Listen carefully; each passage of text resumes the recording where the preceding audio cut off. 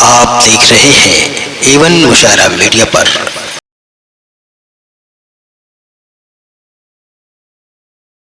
मैं बड़े अदब के साथ सदर मुशायरा, सदर जलसा, मोहतरम मकाम आली जनाब खतीब दीशान जनाब हजरत मौलाना अमानुल्लाह साहब निस्तवी कासमी मज़ाहिरी दामत बरकातुहुमुल आलिया से गुजारिश कर रहा हूँ हजरत तशरीफ लाएं और अपनी कीमती बातों से हम सामईन को नवाजें।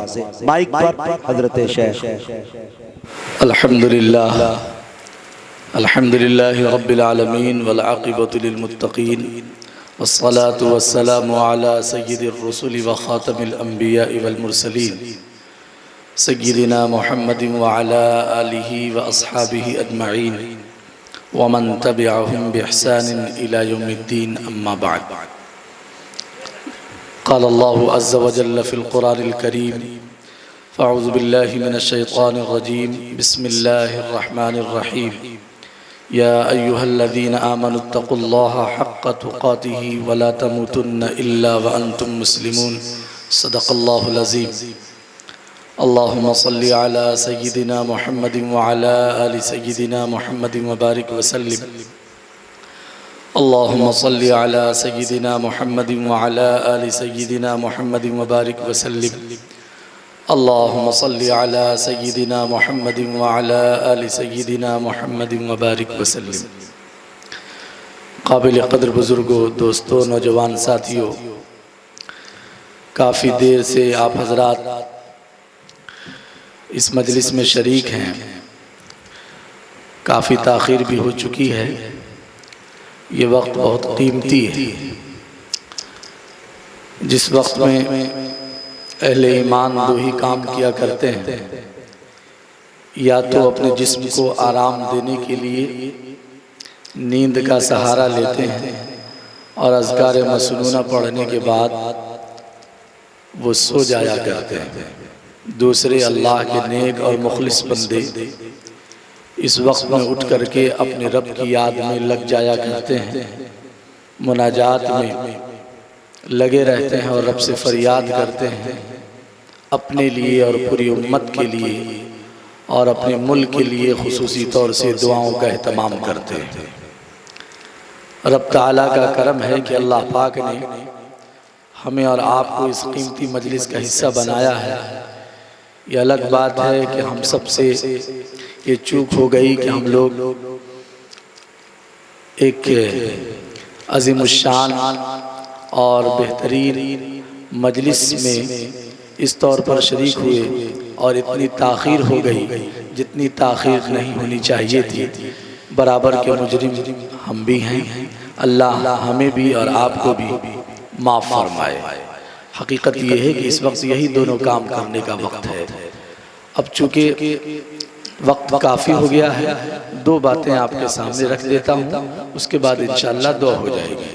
मेरे भाइयों, बुजुर्ग और दोस्तों, नबी अकरम सल्लल्लाहु अलैहि वसल्लम पर ईमान लाना और आपकी मोहब्बत और आपकी अज़मत दिलों में होना और आपकी इताअत ज़रूरी और वाजिब है, बल्कि फ़र्ज़ है। इमाम बुखारी रहमतुल्लाह अलैह ने अपनी किताब बुखारी शरीफ किताबुल ईमान के अंदर और तमाम मुहद्दिसीन ने अपनी अपनी किताबों के अंदर प्यारे आका सल्लल्लाहु अलैहि वसल्लम की मोहब्बत को ईमान करार दिया है और मेयार ईमान ये बतलाया कि सारी कायनात में सबसे ज़्यादा अल्लाह उसके रसूल से मोहब्बत होनी चाहिए।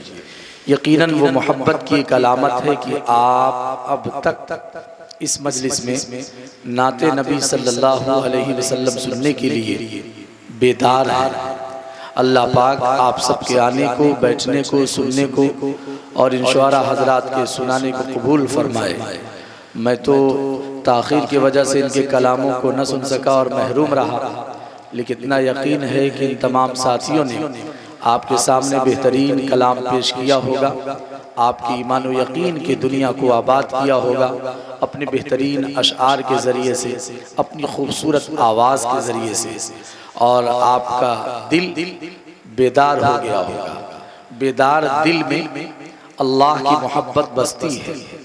बेदार दिल में अल्लाह के हुक्म की तामील का जज्बा पैदा होता है। जब दिल बेदार होता है तो इंसान बेहतर से बेहतर काम अंजाम देता है, और जब दिल मुर्दा हो जाता है तो इंसान को अमाल सालिहा की तौफीक नहीं मिलती। मेरे प्यारों बुजुर्ग और दोस्तों, हम जिन हालात में सांस ले रहे हैं, वक्त का भी ये तकाजा है, इस्लामी तालीम भी यही है। बहैसियत मुसलमान, एक मुसलमान होने के हम सब की ये जिम्मेदारी बनती है कि हम सब के दिल आबाद हो अल्लाह की याद से, हम सब के दिल आबाद हो नबी के मोहब्बत से, हम सब के दिल में सहाबा की अज़मत और अक़ीदत हो, औलिया कामिलीन से मोहब्बत हो, माँ बाप की इताअत और खिदमत का जज्बा हो, पड़ोसियों के साथ हुस्न सलूक का जज्बा हो, आम मुसलमानों के साथ इकराम और एहतराम का मामला हो।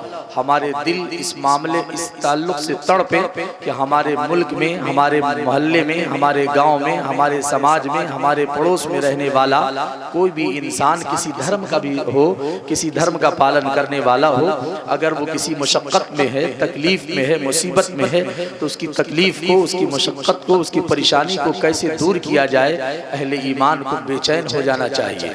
मेरे प्यारों, जब इस्लाम की ये तालीम है कि आपके पड़ोस में रहने वाला एक गैर मुस्लिम भाई और गैर मुस्लिम बहन अगर परेशान है तो आप उसकी परेशानियों को दूर करें, तो एक मोमिन मुसलमान और एक मोमिना मुसलमान औरत अगर परेशान हाल है तो हम मुसलमानों की जिम्मेदारी बढ़ जाती है। मेरे प्यारों बुजुर्ग और दोस्तों, आइए और हम सब नियत और इरादा करें कि जिस अल्लाह ने हमें ईमान की दौलत दी है और अमाल सालिहा की तौफीक दी है, हम इसको बरकरार रखने के लिए अपने रब से दुआ करेंगे कि ए रब, तेरा करम है कि आपने हमें ईमान की दौलत से महरूम नहीं फरमाया है, बल्कि ईमान की दौलत अता फरमाई है।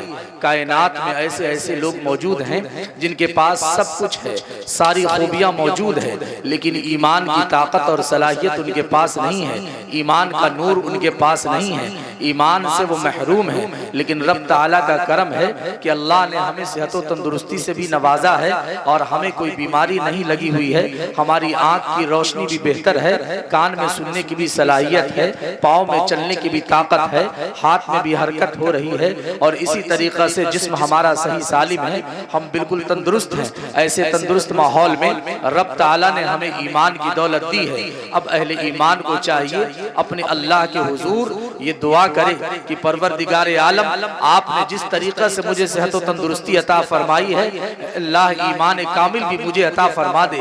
अल्लाह मरते दम तक ईमान सालिहा करता रहूं, अमाल सालिहा करता रहूं, अल्लाह इसकी तौफीक अता फरमा दे।